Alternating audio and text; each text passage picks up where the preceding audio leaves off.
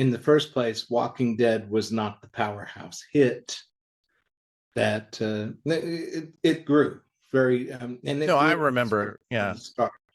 But it wasn't the powerhouse hit that it became until the TV show.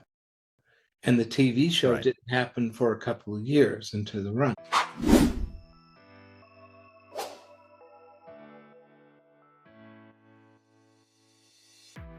Hi, my name is Adam Freeman.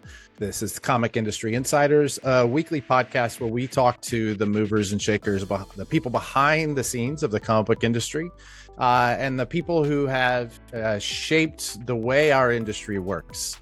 Our guest this week is absolutely one of those shapers. JIM Valentino, he breathes comics. His determination to build a livelihood in comics has led to every rung of the creative and administrative ladder in our industry, and in many ways shaped what that ladder looks like. Beginning as a cartoonist in small underground comics, he built a career spanning 4 decades, including genre-defining series for Marvel, co-founding Image Comics, and a turnaround tenure as Image Comics publisher. When I started asking around about who had the best understanding of the post-90s fallout for our industry, one name kept coming up. And so I'm thrilled to introduce JIM Valentino. Thank you so much for making the time tonight, Jim. How are you doing? Thanks for having me. Absolutely. I'm looking around for how to start this episode off, and I realized there's one name that came up in all of the interviews that I have seen and heard for you, and I'm wondering if you can explain to the audience, people who probably have never heard the name, who was Ken Krueger, and who was he for you?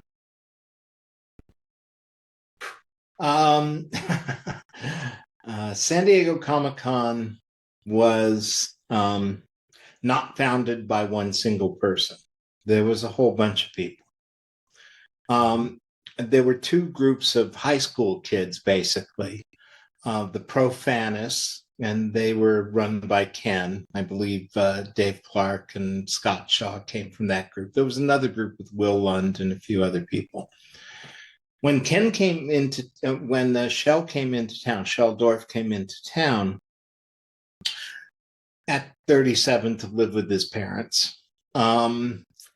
He somehow there's got to be a story in there, right? Oh yeah. I think he found his way to Ken first. Ken was one of those old guys. I figured it out. He was like 40, 45 at the time, so he was real old. Oh, ancient. Yeah. Yeah, cigar chomping, just an amazing character. Okay. And so they got these 2 factions of kids together who did all the legwork. And then Shell took all the credit because that's the way Shell was. And Scott Shaw and I had been trying to deny him that credit for years and years. Right. But Ken was the curmudgeon, the local curmudgeon, the guy who had experience. Ken had started the careers or was one of the first publishers of people like Harlan Ellison, A.E. Van Voigt, pretty heavy duty stuff. And he was the first convention I attended. So anyway, getting ahead of myself, there were 3 guys that were instrumental in establishing San Diego Comic-Con. Now, you have to understand, back in those days, it was 1970. The hotels didn't want a comic book convention because they figured a bunch of comic book readers would never go to the bar, and, because they depended on bar tabs. Boy, were they pressing it. I was about to say, comic book people come to town now, and it's you got to have extra deliveries. You got to make sure that bar is stocked. Yeah. Well, then they thought, as a lot of people still do, comic books equates young kids, right? Sure. Which wasn't necessarily the case then, wasn't necessarily the case now. So Shell was the one who instigated things. You can't take that away from him. He instigated it. But it was Ken's credit cards that secured the hotel. And it was Richard Alf, Oh, that's who a new name. I don't think I've heard that name. Richard Alf. Richard was a local comic book dealer and a local pot dealer. And Richard secured the money for everything. Richard's now long gone. Great guy. Really great guy. Yeah. As was Ken. Ken was that favorite uncle, a curmudgeon, he was nothing fazed Ken ever. So my very first convention that I went to was 74. And I happened to be sitting next to Ken. And Ken and I got to talking. And the one thing, he was a character. The one thing I do remember is that I was drawing a picture and I looked up and I looked across the room. We were in a small ante room, and then there was the larger dealer's room. And there was this phalanx of people walking through like a comet, walking through the room. And I turned to Ken, I go, "What is that?" And he goes, "Oh, that's Kirby." "Jack Kirby? Oh my God." I said, "He's my hero." It's like, yeah, I love Jack Kirby. I love that. I was weaned on Jack Kirby. I loved Jack Kirby. So without my knowing it, Ken went over and told Jack to come over. And I'm drawing this picture and I'd see this hand in front of my face. "I heard you wanted to meet me." And I look up and it's Kirby. And I was like, holy crap. Yeah. The last time I actually saw the Kirbys was at Eric Stevenson's first wedding. And Jack was talking. He always told war stories about the little guy. Roz was talking to my then wife. And I reached out my hand and I introduced myself. "Hi, Jack, Jim Valentino." And Roz hit me in the shoulder and she goes, "He knows who you are, Jim. You don't have to introduce yourself every time." And I was like, the idea that Jack Kirby knows who I am does not compute. At any rate, Ken was that uncle guy that you turn to whenever, Mark Evanier once described him as the grown-up in the room, which he really was. Somebody was caught stealing and nobody knew what to do. And Mark said, "Talk to Ken." And Ken said, "Call the cops." Just like that. How hard is this? Like an adult would. Yeah, right. Yeah. Faye Desmond had a wonderful story. Faye Desmond is the president of Comic-Con. And she said that it was just before Comic-Con and her desk was just filled with papers and the phone was ringing off the hook. And Ken comes into the office and sees how stressed out she is and says, "Do you want to know how to fix it?" And she said, "Sure, tell me." He said, "Take all those papers, lift up the trash can and throw them into the trash can. And the important ones will call you back." He's not wrong. I was like, that's a typical Ken solution, to a problem. He was wonderful. He was just amazing. I had a chance to meet Ken. I was a retailer in LA for about 15 years, and I got a chance to meet Ken. And Mark Evanier and Scott Shaw, I met Faye a couple times. I mean, for me, they were that generation of you're a generation in front of me. And the idea of you guys just being kids pulling this together is just, it's just delicious. I love that. I mean, obviously things were kids. I came 4 years later. So, I got you. Well, all right. So having done that, having talked about Ken, and I think that's, it seems to me like, as I said in the intro, you are as much comics as you. And it's, I think, in this point, impossible to separate either one of you from the history. talk about I'd love to hear about some of your early life, because we don't, I mean, you haven't really discussed that much in the other interviews. I'd love to. There are a few I mean, as we talk today, I'm going to set you up for some of your greatest hits because some of them are just too good. But generally speaking, I'd love to kind of dig into places that you haven't talked before. So tell me about early Jim. My understanding, I'm in New York. I'm in Brooklyn. My understanding is you're from around here. Is that right? Bronx. I was born in the The Bronx. Bronx. I left when I was about 7. Okay. I lived in close to the zoo, so Fordham District. Okay. What I discovered later in life was that George Perez lived 2 blocks away from me. So had I stayed in New York, I think George and I probably would have been great frenemies. Um, I have no doubt. Yeah. we were friends, after we met one another. He became a Normal Man fan because he had seen, I think in the first issue, I had a bunch of rocks, that one of the superheroes had destroyed something, and I'd written on Perez Rebel Company, and he loved that. Oh, So he came over again at San Diego and introduced himself to me. It was great. We got along wonderfully. yeah. San Diego was very much a fulcrum for me. It was the first convention I went to, and I was living at the time in Mill Valley, which is just north of San Francisco, and living with some friends and stuff, not doing a whole lot.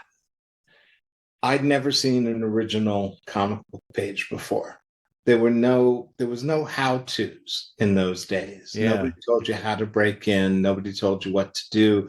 If you didn't live in New York, um, it, And you had already left New York. yeah, there was no way to get in. Yeah. The offices were there.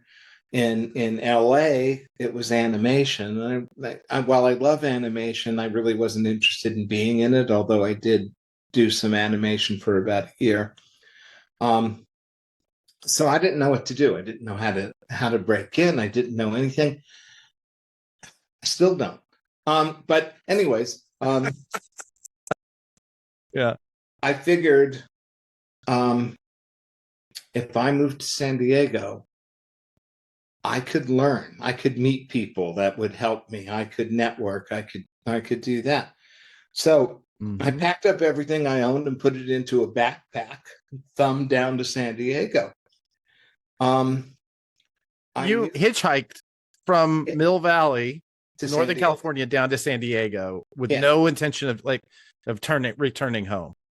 No. So in 1974. Yeah. Okay. Incredible. Yeah, it wasn't that big of a deal in those days. People hitchhiked all over the place. Okay. And I didn't think twice about it. The thing was, I hit San Diego. I had known this guy who was manager of a movie theater down there. Mm-hmm. So somehow or another, I found the movie theater. I have no idea how. I was literally following my nose.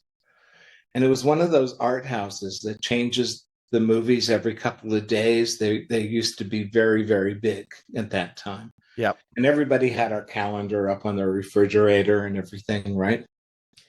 So I walked in to the place and I go, Steve, I just hit town. I need a job. You got any openings? And he goes, 2 people just quit. You're in. And I was like, great. And he goes, where are you staying? I go, well, I saw an empty field down the street here. I was thinking about putting my rolling bag up there. I'm just going to stay there. Yeah. So I don't have an address yet. And he goes, no, screw that. You're staying with me. I got a couch. So that was how I got into San Diego. And as it turned out, and then shortly thereafter, I immediately found a comic book store, because anytime I hit a new town, I would find the comic book store pretty much first thing. So I found a comic book store. I met a couple of guys, John Hartz. John became a mucky muck at Valiant back in the day. And then Valiant sold. He just took the money and ran, retired. And David Scroggie. Good for him. Was very, very important in Dark Horse. So they told me about Comic-Con, and I went to my first meeting. And again, it was just a matter, just things rolling, like that. Yeah. It occurs to me, you're talking about this period, and I have a family sort of connection to San Diego of that period. I don't want to no need for us to get into that, but because of that, I do know that like San Diego was a big Navy town, and this is right around, 74. Vietnam would have just been over or close to, right? And you were of that age. Were you in the military? No, No. no, I was a draft dodger. I think, the very first year of the lottery. Yeah. It's funny, Dave Garcia, who does PandaCon, he was born on my birthday. We found that out. I wrote a story about it called Drafted. Yeah. So what happened? You want to hear the story? I do actually. Now that I know that you were a draft dodger, which that war I absolutely respect. You did making that choice. We all changed that generation changed our view on how youth interacts with the military, and I think you're the last generation that went through that. I think it's really fascinating. But feel free to skip it if you're not interested. No, I don't. I would love to talk about you. I was number 10 on the lottery. Okay, that was my birthday. Yeah. So that means you're screwed, Yeah. I was also a conscientious objector, which meant I was either going to be a priest, which was highly unlikely since I was an atheist, or I was going to be a medic. So yeah.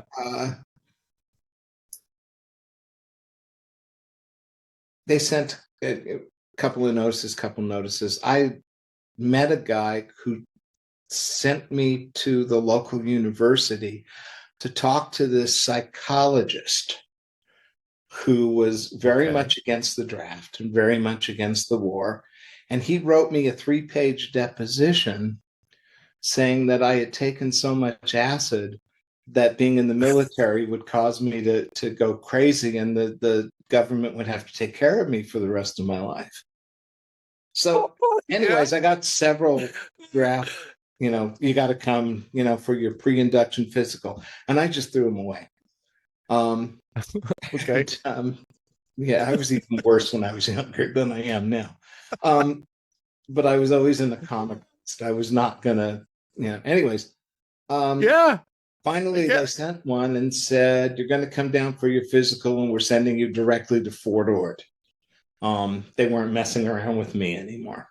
Yeah, no so kidding. So we threw a party the night before, and everybody at the party noticed at about 3:00 that I had disappeared. Nobody knew where I was, and people were worried and sent out a search party and everything like that.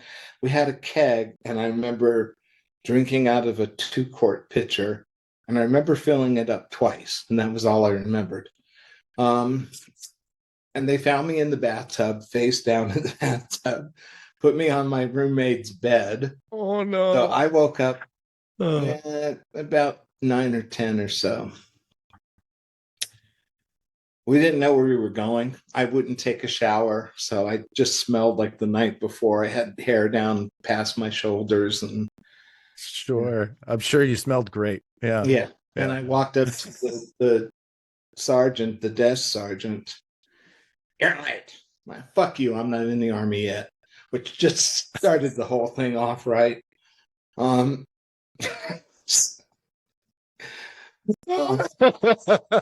networking skills were on point at the beginning. I was right on top of it. So this is why they say I'm the non-image guy.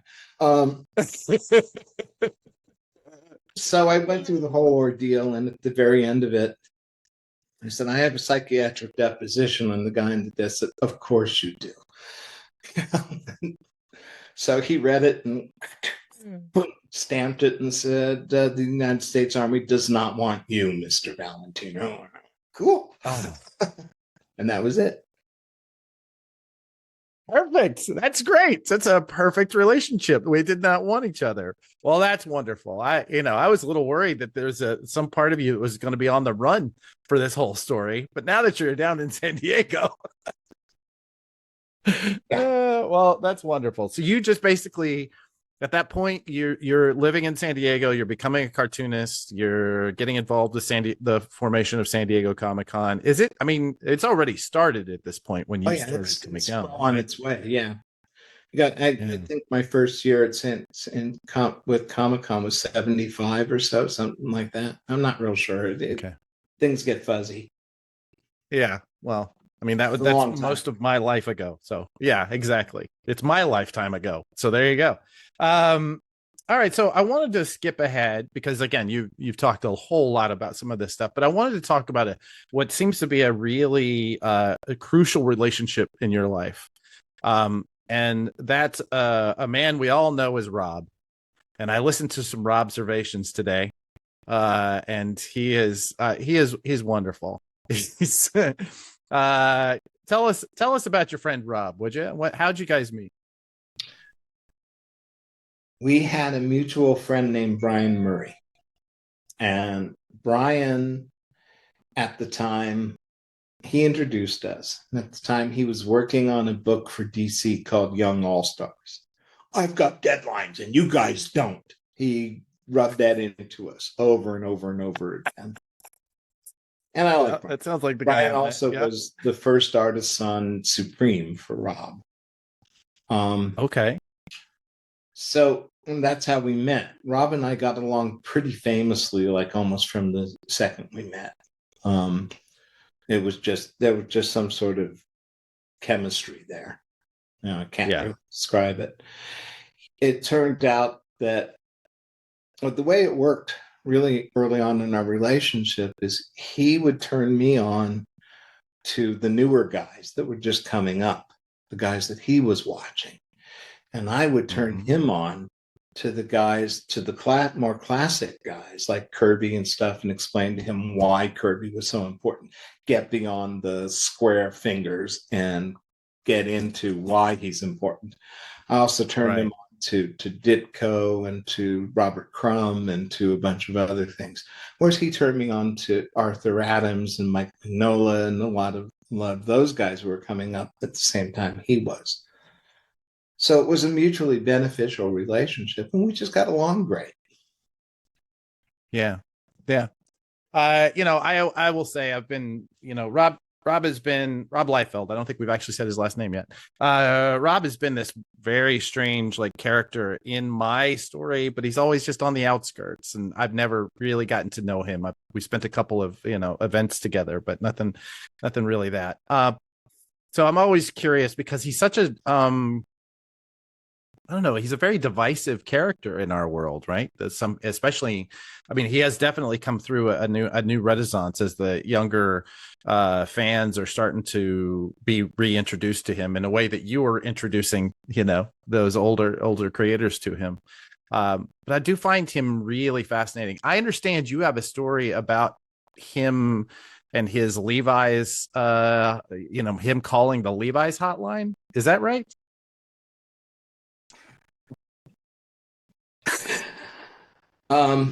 He's come over to the house all the time. Matter of fact, Diane would often set another plate just for Rob to come over. So all my kids, loved him and knew it. Yeah, and you have how many kids? Last count 3,000. But one or two of them may no longer be around. Yeah, who cares? Who counts after the first, first 200 or 300? Well, when I married her, Diane had 3, and then she and I had 2 together. Gotcha. So 5 all. When she told me she was pregnant with the last one, I looked at her and said, "What are we going to do with 5 kids?" And she looked at me like I was just out of my bloody mind and goes, "Pretty much the same thing we do with 4." I'm like, oh, logic. God. Fine. Yeah. I'm done. So we were working in my living room. I'm not sure why. And he was sitting on the floor on the lap board. and I was sitting on the couch on the lap board, and we're watching MTV, and the commercial came on. Watching MTV, because MTV, you don't have to pay any attention to. It's mostly music, and then idiots talking in between the videos. And, you look up every now and then while you're drawing, and, you're good. As a matter of fact, for the younger members of our audience, MTV was a network where they would just show you stuff. You couldn't stop it. And it was just music videos. Yeah, and music people videos. Pretending like they were talking about news when they were really talking about music. Anyway. Yeah. It was MTV stood for music television. That's what it stood. Right, exactly. The first time I met Jerry Siegel and went over to his house, he was watching MTV, which was pretty cool. Really? Yeah. That is pretty cool. Yeah. Because he was about 60 or so when I met him. At any rate, so the commercial comes on. We want people under the age of 25 with a unique a unique vocation. And Rob points to the TV. Look at this. So Diane and I are both looking at watching this commercial, and Diane goes and gets the phone. And then it was a landline. So, I mean, she extended it as far as she could into the living long, curly cord. Call them right now. And I was like, yeah, Rob, call them. I said, you're exactly what they're looking for. And I'm thinking, this white bread, clean scrub face, boy, with this absolutely unique career, because by that point he was working at Marvel. And he wrote it on his, he didn't call them in our living room, but he wrote the number down on his lap board and wound up calling them later. And a lot of it had to do with us saying, do it. This is awesome. Do it, man. He didn't want you in the background. Yeah, I think, yeah. Mom and dad. But then he got a lot of crap from a lot of people who thought he was being arrogant and blah. And of course, they didn't really know Rob. I knew Rob. Diane knew Rob, and all we saw was how nervous he was. He looked like he had to change his pants. I mean, he was so nervous. And he had told me later that they had that Spike Lee, who was directing it, started to get really pissed off at him because he kept on blowing it because he was so nervous. Aww. But that's what we saw. We saw a very nervous person, not an arrogant person like the pundits called him. Yeah. He's he's had a lot of critics. That's for sure. But I do know that, like, whenever I look back at even those early kind of documentaries about Rob, there's the one with Rob and Todd at a drawing board, and they they feel like they're just barely holding it together because there's a camera on them. It's not like it is today where we all feel like we have cameras on us all the time. It was definitely a different time. He was a little more relaxed at that point. Todd was, Todd and Jim were like, yeah, of course, it's me. Of course. Why wouldn't you? I'd love to talk a little bit about that formation period. So you guys you all have very varying different careers. And at some point, someone comes up with the idea of let's publish.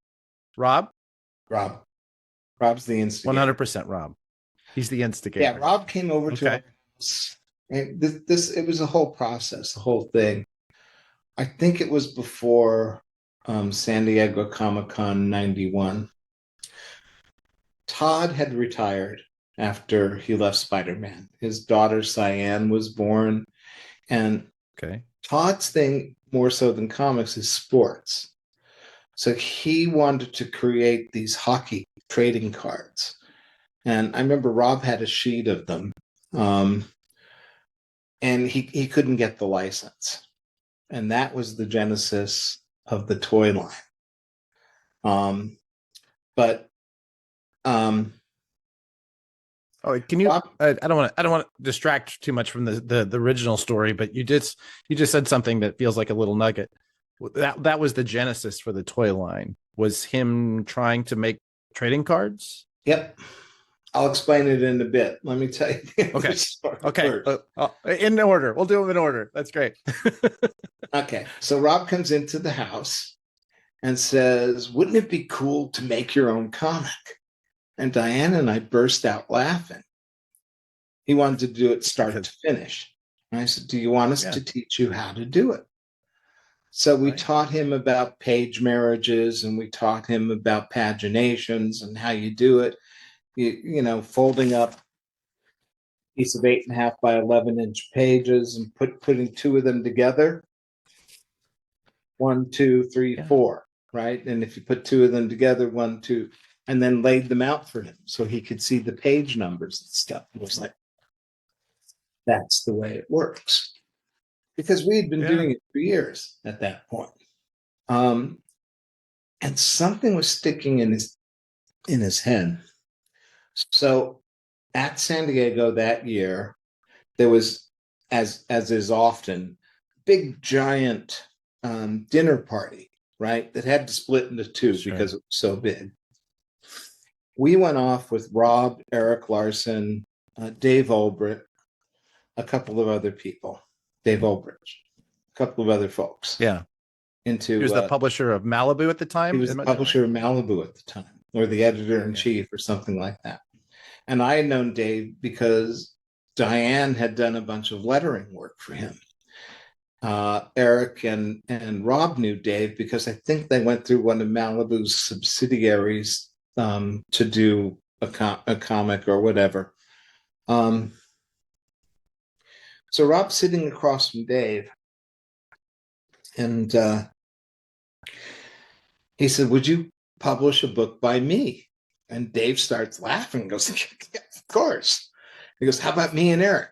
"Yeah, of course." And Dave's laughing. He's thinking Rob's kidding. He goes, "How about me, Eric, and Jim?" And Dave's still laughing. And I'm looking at Rob. He's not kidding. He's serious. So then Rob starts talking to the three people. Now Dan Frega says that Rob was walking around saying that Todd and him and Eric were going to form this company, and Todd still has that to this day. And he's right for a reason, which I'll get to in a second. So Rob is calling up and talking to the three other people that he trusts the most and knows the best: Eric Larson, Todd McFarlane, and me. Rob and I were off and on studio mates throughout this period. So Eric signs on immediately. I'm in. I'm like, "Rob, I'm not on a million-selling book. I'm not a millionaire. I got 5 kids to worry about. You know, I'm on a my book is selling well. It's got a what we call a positive sales slope. Every issue it was getting stronger and stronger." Right. Which is a big thing. It's a big deal. Well, it was different then when they were longer running series, but you know, even now, that's huge, right? Yeah. But it wasn't the Jim, Rob, Todd level. You know, I was nowhere near level, and they never let me forget it. But I get this call.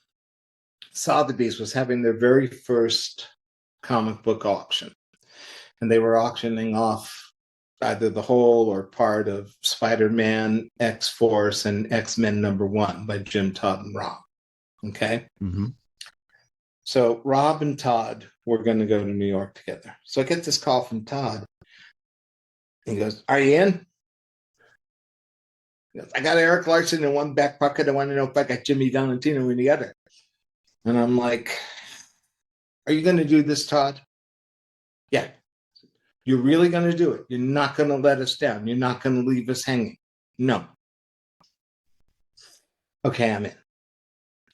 My feeling was that Rob and Eric, I didn't really matter, but Rob and Eric together, okay, 2 lunatics starting their own company. We've seen that before, you know? They may have but with Todd in, it became a completely different story. Okay? Then they went to New York. They ran into Mark Silvestri in the hallway, and they told Mark what we were doing. And Mark's like, I'm in.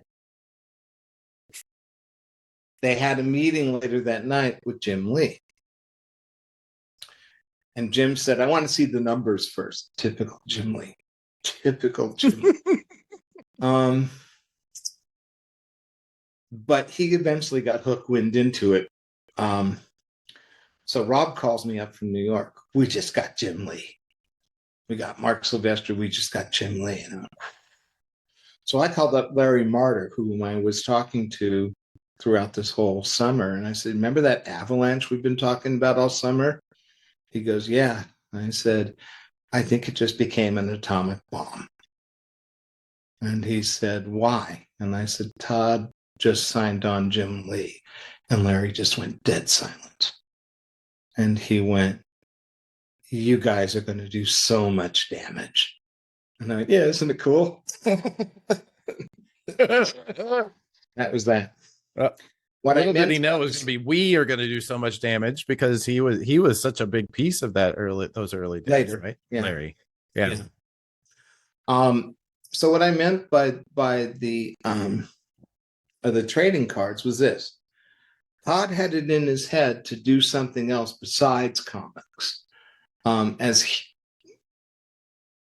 was a reason, but I'm not going to say. He just didn't want to put all of his eggs in one basket. Okay. So what he did, which was extremely clever, was you could make your own Hot Wheels at the time. I don't know if you can still do it or not, but you could do it then. You could make a Hot Wheels model if you paid the money for it. Yeah, like a custom Hot Wheel, right? Yeah. Custom Hot Wheels. So he did a custom Hot Wheels at Spawnmobile. Then he took that to Hasbro and to all these other things. See, I can make toys. We can make toys out of Spawny. They didn't bite. So Todd, being Todd, got pissed off and said, well, I can do this. This isn't rocket science. Toy companies are a lot different than comic book companies. And don't forget, when we started Image, all the pundits said we wouldn't last 6 months. Right? That was 32 years ago, guys. And arguably, you not only lasted, but you changed the game dramatically. I think every business I've been in, for better or for worse, depending on your point of view. It depends on who you ask. Yeah, sure. 100%. It's all been based a little bit on what you guys were doing. And I think it would be really interesting to see someone just start from there again. I don't think we've seen that, since. I don't think we will. But yeah. I don't know. You don't think so? I think there's startups. I mean, Jeff Johns's Ghost Machine. Is that what it's called? Sure.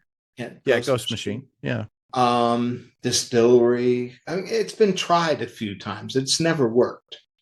And it's there have been plenty of startups, but they all have some claim to the IP, even if it's just like short term, right? The idea that you would build a clearinghouse that doesn't hold the IP, it doesn't have any hold on the IP at all, I think is something that I don't believe anybody since Image has really made a hard attempt at. I think it's an incredible experiment that has lasted for 32 years. Well, it's remarkable. I would say that Ghost Machine has come close, even though they've piggybacked on Image, but we piggybacked on Marvel. Yeah. Don't forget, or Malibu for the first year. Right. So, while we created our structure, right, and incorporated. We didn't incorporate until pretty much the first anniversary. And that's when we created Image Central, had our own infrastructure. So talk about that formation. You talk about Ken Krueger being the adult in the room for San Diego Comic-Con. Who was the adult in the room when you were forming? Because you've also talked a bit in other interviews, you talked about how there were separate pieces of the bylaws that, kind of protected different parts of the organization. Who was thinking through what that form should look like? I think we all were in one degree or another. I mean, Todd would certainly take credit for it, and Todd was the one that was most protective. Okay. He was protective of him, and Right. didn't want anybody to be taking shavings off of his pie. Um, but it was a whole lot of things. I mean, there were a whole lot of variables. Actually, what we did was not because we were so clever or anything like that. I think we were all trying to protect ourselves, you know, Mm. with a couple of exceptions. And none of us really knew the other person that well. And there's this old Jewish proverb that I kept in mind, which actually, it's an old Jewish insult that says, may you always have partners. Um, oh, oh, that's good. So Yeah. Oh, yeah. we were all leery of that. We had also seen so many creators that we greatly admired leave Marvel or DC and go off and do their art projects and fail miserably. I won't mention any. Right. So that's why, and everybody gave us a load of crap for having mostly superhero comics. Well, who wanted to see a Rob Liefeld romance? I mean, it was just like we wanted to stand toe to toe with Marvel and DC, and we made this huge splash. Now, why can't it happen again? There are no million selling books. And for the creators that are important in the industry right now, they're mostly writers, not artists. And so they do a wide range of books, but they won't focus on one single book. So they'll work for DC and they'll work for Marvel and they'll do their own creator-owned book and wonder why it didn't take off the way their work on Spider-Man did. Well, that had a lot to do with Spider-Man. If you left Spider-Man and you left Superman and you started on your own creation, and that was the only place that your fans could find you, they'd find you. Or Yeah. not. Makes sense. As you're forming it, are there, I mean, we know about the six of you who put this together. Is there anybody who was offered and declined?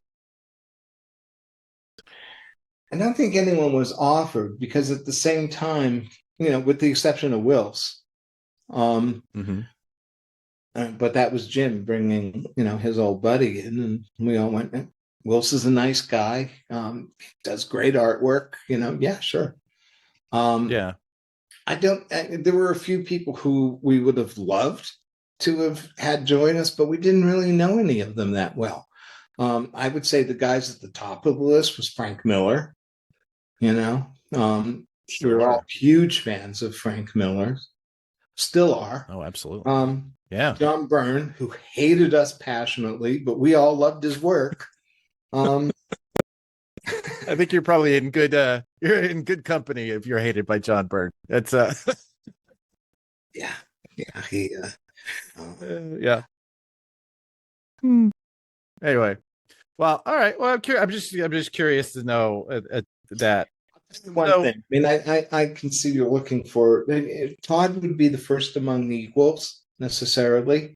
Okay, by virtue of just who he is and what he does and the way he does it. But it's very much a democracy and always has been. If we can't agree unanimously on something, we always tabled it, except for once. One time we had a split vote and it was okay with all of us. Other than that, we always tabled it. And the one time was Deathmate. Rob, Mark, and Jim all wanted to do this collaboration with Valiant. Right. And Valiant was bragging about how they were always on time. Here were the three guys that were never on time. Right? All of them did group books. All of them had big posses, blah, blah, blah. They wanted to go on tour on a bus and everything like that. Eric, Rob, and I, who are like the three blue collar workers in the group, were like, no. Eric was like, I hate their characters. Todd was like, why would we give a leg up to a competitor? And I was in between both of them. I said, I agree with both of them. I don't like their characters, and I think it's stupid to give a leg up to our competition, our at the time. So that was the time we split, and we agreed to split. And that was famously never finished, if I'm remembering. That was right. finished, Wasn't it? It just was took it? forever. Okay. It did take forever. That's right. I remember now. Yeah. Bob Layton said he had to sit on Rob's porch until we gave him the pages. I don't know if that's true or not, but that's that reminds me of a story, and we might as well, since we're jumping around so much, it reminds me of a story that I heard about another Robert Kirkman, and Walking Dead specifically. And you have such a significant role in the success of Kirkman and, those books. And I definitely want to get into that period. But I did hear a story that he went and sat at, I can't remember the name now of the first artist on that book. More. Yeah. Tony Moore. Tony Moore. That's right. Those beautiful, incredible pages. But apparently he went and sat at his board until he would finish those pages. That's what he says. Yes. Yeah. Yeah. Well, he also says a lot of things about you. So let's get to that. Let's talk about that. So you guys have an incredible run.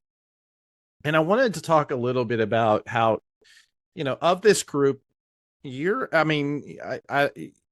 think probably one of the older, if not the oldest of that crew. And you were around to see these young artists, people who like to sit and draw, suddenly become rock stars. Yeah.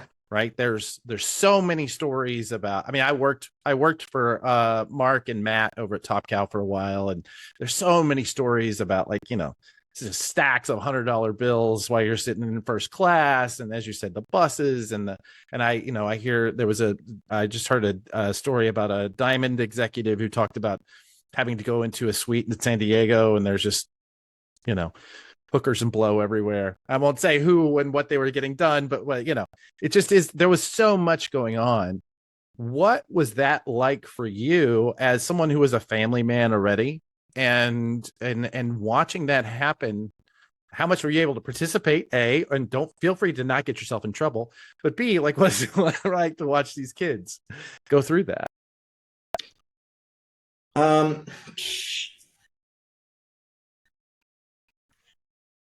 Well, for me, it was all about hookers and blows. So, it's like, I can't.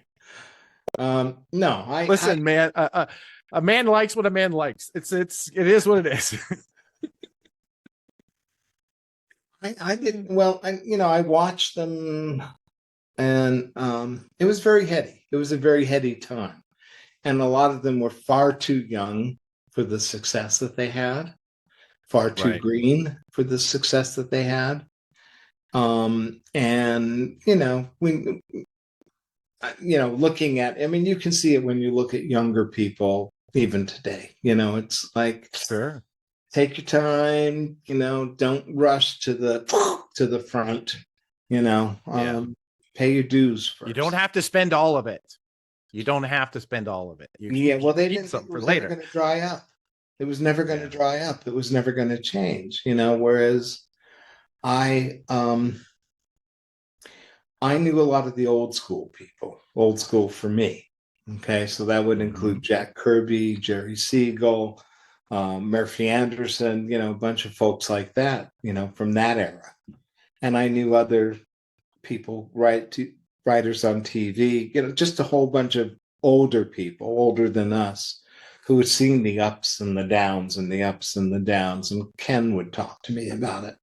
Keep a clear head on all this. Yeah. So, for me personally, I drank heavily in those days and would go out with my pals, and we would drink and carouse around. And even if Diane and the kids were at the convention, she knew that I was, out, A, having a good time, but B, networking with people, talking with working. People.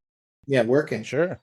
Because in those days, when you working the show didn't just mean working the floor. That was your day job. And at night, is when the convention really came alive for professionals. And you got to meet people. You got to talk to people, which is something you don't do these days anymore, which is too bad. I would say it's still that way. I would say that for me anyway, that's my experience, especially in San Diego, is that most of my work is just meeting and talking to people and being out and networking. Yeah. 100%. Yeah.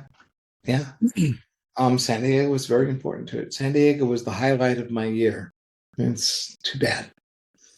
Yeah. So anyway, I don't know if that answers your question or not. I think so. I mean, it just had to have been both obviously wonderful, because success is always fun, but also very stressful. I mean, there's nothing quite like being that successful to really just amp it up. But I just can't imagine. I think about watching these 20-year-old kids suddenly become millionaires. Yeah, see, I didn't pay a whole lot of attention to the posses, to the studios. Jim had his studio, Gotcha. And they were very enclosed. And Rob has his studio, the same thing, although at one point they looked like they were going to go at war with one another and guns had come out and all that kind of shit. It got real serious. And it's like, grow the fuck up, will you? Just knock it off. I didn't have a whole lot to do with it. And matter of fact, Eric, Todd, and I, the three guys who worked on a single character book, didn't have much of anything to do with all that nonsense. I just thought it was nonsense. All right, so we can jump ahead. So the 90 Image and Marvel and DC with their Death of Superman and all that led to a boom in comics. That's when I jumped in personally. I started working in a comic book shop in 93. And we see that boom, and then we see it was inevitable to anybody who made a living. Was it going to be a bust, right? Yeah. And first, I'd love to talk a little bit about that time. Like, you're at Image, you're part of that crew. What does that bust look like for this young group of kids who think that the party's never going to stop? A lot of them grew up fast. It was tough for everybody. I mean, you have a very high paying job and all of a sudden your job is gone. Yeah. That's tough. So, that's what it was like. Yeah. All right. Well, so then that happens, and you've talked a lot about that period, but then in 99 you take on the role as publisher of Image. Oh, so what is your, like, what is the process like for them to decide that it's time for you? Is it Larry Martyr stepping down and you're stepping in? Is that how that's working? How does that process go? It's one of those days that you don't forget. My girlfriend had broken up with me that morning. And then a couple of hours later, I get this phone call from Todd, and Todd says, I want Larry to come work for me, but I don't know who can take over Image. He goes, do you have any ideas? He goes, I've got a really short list. There's nobody on it. And I said, I'll do it. And he goes, what, really? I said, yeah, I'll do it. He says, but like working 9 to 5. I go, Todd, I work 9 to 5 all the time. I said, the thing is that the office is 45 minutes away in good traffic. So what I would do is work at home until traffic dies down, then go there. But I got to get back here early for my kids' soccer games and stuff like that. I'm still a dad. I got to do, I've got other responsibilities. But yeah, I'll devote all my energy to it. And Larry calls me up shortly thereafter and says, I don't know what to do. Now, before I say anything else, in his defense, Larry told us in his very first meeting with the guys that he did not want to be a publisher. That wasn't what he wanted to do. He was forced into it by Jim and Rob leaving. Okay. All right. So Larry says he doesn't know what to do. And I said, I do. I know what to do. So, okay, it's settled. I'm going to be the new publisher. And that's how it happened. Okay. Okay. Simple We as tell that. Mark Yeah. and we tell Eric.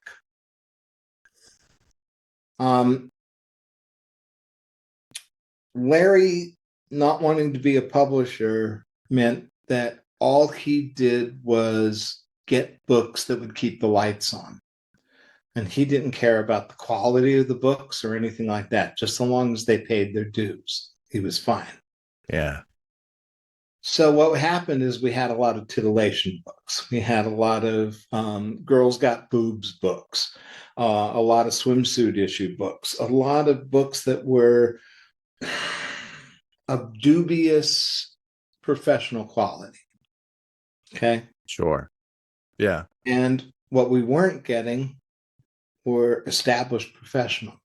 We weren't getting people who could do better than this. So what I said, my idea was, I'm going to scorch the earth. I'm just going to get rid of all of them and start building from scratch. It cost the So these were all Image Central books. Yeah, these were the ones that were they were all Image Central. It cost the company about $500,000. Ooh. Okay. Yeah.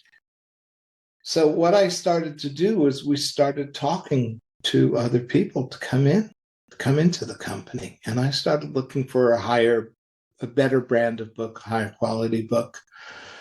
So I was bringing in people like Brian Bendis and Warren Ellis and Joe Linsner and people like this, because I wanted to raise the level of quality. Also, my idea was not to shoot for genre, but to shoot for good books.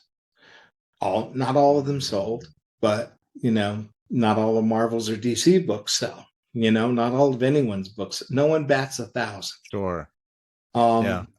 But I did the best I could with what we had. And then Eric Stevenson came on, I think in 2001. And Eric and I had worked together at Extreme. And I was the one that brought Eric into comics. And we just started branching out more and more and more to bring in people. And, on the no genre policy. And it worked to a certain extent. Now, I don't have the personality like Eric Stevenson does. He's one of those non-pulse kind of people. I'm Italian. We sit on the edge of our seats. We raise our hands when we talk. Can't help it, as a friend of mine put it, a hothead. Things, you could piss me off without even trying, but once I'm pissed off, I'm done. So I really didn't have the personality for it, and we won't get into this, Eric Larson usurped the position from me, and that was a mistake on his part. But Eric Stevenson took over, and Stevenson understood what I was doing, and so there's where you have Image today and the way it looks today. I know that was, when I look back on that period, I wasn't kidding when I say that I feel like you were a turnaround publisher, right? You took a company that really should not have survived that decade and made it into arguably what it is today. I mean, it feels like Eric is, in many ways, his successes have been sort of patterned almost after that period. Many of my favorite books, period, are from that period from Image, and I think that says a lot about the taste and business development that you guys were doing during that time. We were trying. The company may have survived the way it was going, but I don't know, and I don't know if it would have. I'm not sure. Yeah, we still would have had Walking Dead, and that was the shot in the arm that we really needed. Although we didn't know it at the time, but yeah, it was the shot in the arm that the company really needed. I do really blame Robert Kirkman. It's like, yeah. Well, there you go. So there's two gentlemen I'd love to discuss a bit more, and I'd love to get a better feeling for who they are. right? Okay. I mean, Eric has done some interviews over the years. I've met Eric, and he's obviously had an incredible tenure, like 16, 17, 18 years, something like that. Like he's been there longer than I've ever been at a single job. Yeah. Talk to me about how you met Eric. Talk to me about who Eric is. Why is he so special for that position? I was at a store signing in the Inland Empire, Southern California. Yeah. That means everything past the mountains. So all Riverside and Yep. all that. I can't remember where, but this kid comes up, this tall, lanky kid wants to interview me. And I said, sure. And his tape recorder broke. And he felt terrible. And I said, we'll just do it again. So Yeah. we 3 tries, we finally got the interview. And the interview was all about the Guardians of the Galaxy and my work for Marvel and all that. Well, by the time he got the interview to transcribing stage, Image happened. And I had told him just before Image, I remember he says, that I called him and said, what would you think if Todd McFarlane, Mark Silvestri, Rob Liefeld, Jim Lee, Will Spartasio, Eric Larson, and I started a company?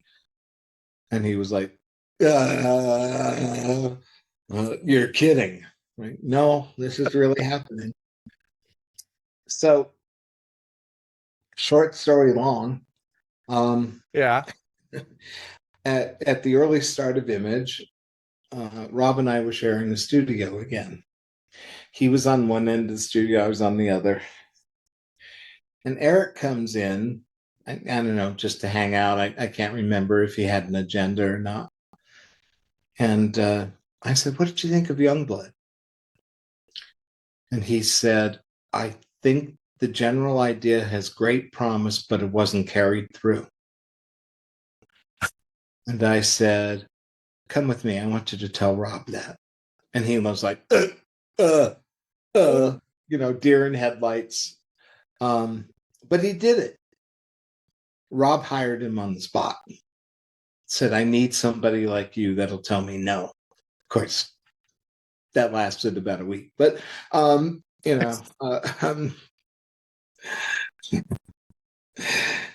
nonetheless, that's how Eric's career started. About Eric himself, he's very bright.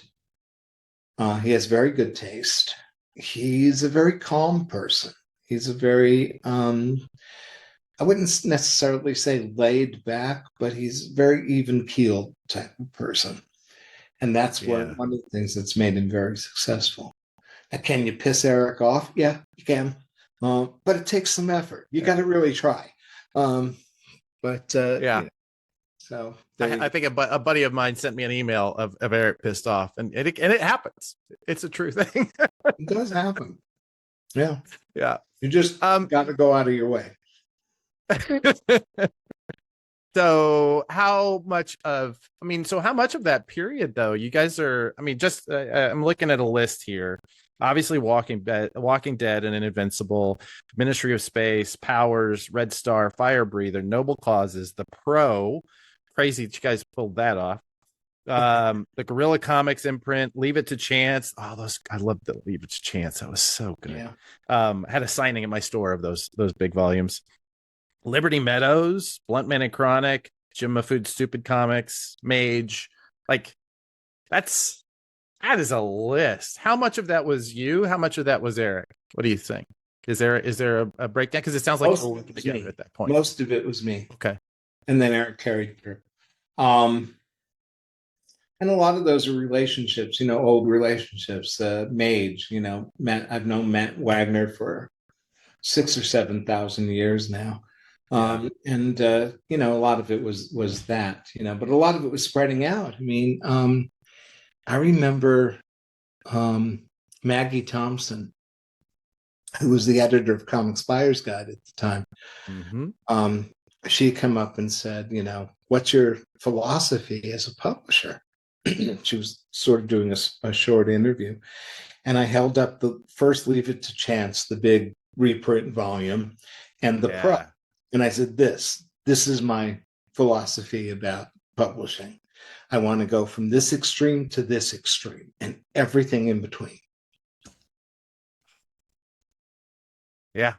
Oh, I And love both about of those books. Both of those books are so beautiful. Pro, Jimmy had called me up and wanted to know how far they could go, because there was the airplane shot, which was kind of infamous. And Yeah. I said, you can do anything you want, just don't show penetration, because then we're in trouble with half the country. I said, so Sure. Yeah. other than that, go for it, but keep it funny, and that was the key. Yeah. I was going through I'm going to make a hard right turn here. I was going through the book that I think you put together, the kind of history of Image comic that you put The together. timeline. And yeah. And during that period, you had in 99 Guerrilla Comics, and you actually put in the book that they said they were going to do Image better than Image. Mark said that. Yeah. Mark said that. Okay. Yeah. Yeah. How does that play? That just, I don't know. I loved that quote, and I love that you included it in this history of. Yeah. That was sort of a gentle swipe at Mark. They were doing everything wrong, and I remember having Larry started that conversation, and then I went through with it. I remember having a talk with Todd about it, and he was like, "What are they doing? They're all doing their Marvel and DC books, and blah blah blah. And they're looking for somebody else to fund them. What are they doing?" And I said, "Mark, what they're doing is this. I just scorched the earth. Okay, I lost us a lot of money, and we need to rebuild. So they're bringing over Kurt Busiek, George Perez, Mark Waid, all these other guys." And I said, "That's what they're doing." I said, "Are they going to last? No, they're not. But at the same time, they're giving me exactly what I need at this moment." And that's what they did. And it was much to They're like a creative bridge loan. Yeah. Much to Kurt's credit, he continued his series. He finished his series. None of the others did, but Kurt did.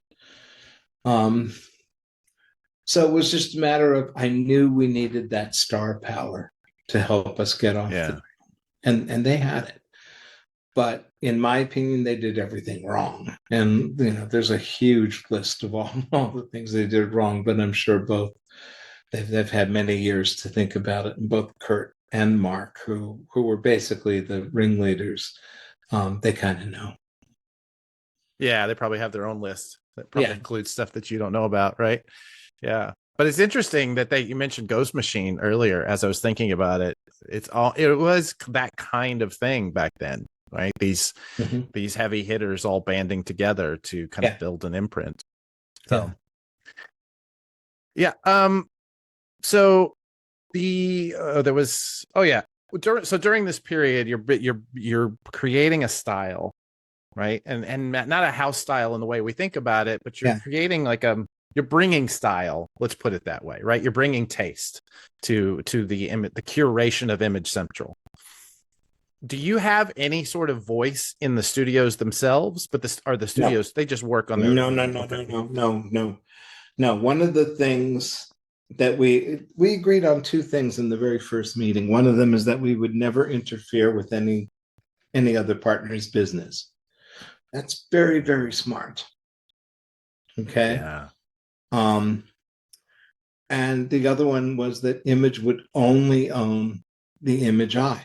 That's it. That's all Image would ever own. And that's true right to today. So no say whatsoever in the partner studios. What I would tell them is, tell me when you're going to launch and I'll get stuff out of your way. But I did say that to others too. I mean,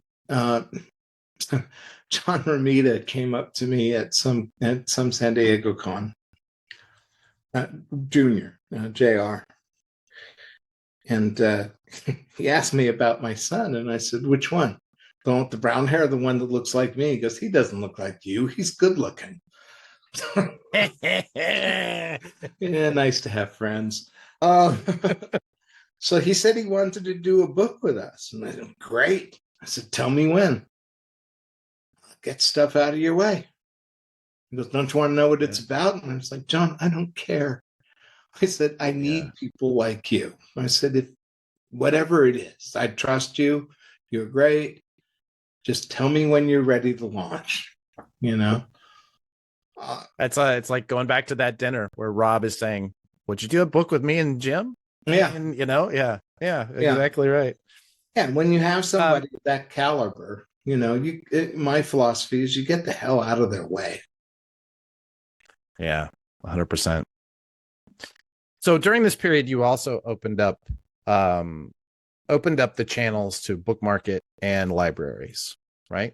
And those, I imagine, had to have been pretty controversial considering how powerful the direct market was during that period. And I remember how much pushback there was on breaking into those markets from the direct market. So you're very prescient about that. In fact, there is a story I've heard more than once, enough to believe it's true, that that it was the relationship of Image and Walking Dead with Diamond into the book market that saved both companies during that period. That just the Walking Dead pallets of Walking Dead moving out into the market was what, both companies were on the ropes. I've heard this a couple times. You can tell me I'm wrong, but I'm really curious to know, how are you thinking about that period, and what gives you the confidence to go past that sort of friction that I have no doubt was there? I mean, with the stores? Yeah. Their concern was that we were going to give traditional booksellers a better discount than they had. Yeah. So I lied and told them, no, of course not. Sure. I just, I just said, look, I said, here's the way it works. Our pie is getting smaller. And I have to find new pieces, new revenue streams, new places to sell our products. We're not going to abandon you. You still are our favored nation status, but we need other revenue streams. We need to get out there. Now, whether or not Walking Dead and saved both Image and Diamond, that does not ring true to me at all. In the first place, Walking Dead was not the powerhouse hit that it grew very. I remember. Yeah. But it wasn't the powerhouse hit that it became until the TV show. And the TV show didn't happen for a couple of years into the run, at least as I recall. So, I doubt sure. Yeah, it doesn't. If it was true, I'd tell you, but no, I don't. I have no doubt. Tell me about a young Robert Kirkman. I've heard so many stories about people who've worked with him, and we all kind of know that this kind of mogul mover and shaker that he is today. He's very vocal about that. Who is this kid when he shows up? Oh man, he shows up with an awful lot of enthusiasm. He was very, very, very smart in that he got to know the Image. He was an Image kid. Okay. He was like 11 years old when Image burst onto the scene. So he would go to San Diego and places and get to know the partners, talk to them, just be cool. Like Robert and I used to have dinner every Sunday night, I think it was. And then we would walk the streets of San Diego together. Again, youngest, oldest, right? Yeah. What I liked about him is he kept on pitching things and they didn't work. But he would not say die. He was so tenacious. And he was so clever in the sense that he kept coming up with concept after he, that there's that stupid song, "Knock Me Down, I'll Get Back Up Again," whatever. Yeah. You'll Never Keep Me Down. That was Robert. And I loved that. I love that kind of tenacity because I faced a lot of that and still do. But I faced a lot of that, where people just knock me down and I just get up and go at it again and again and again. And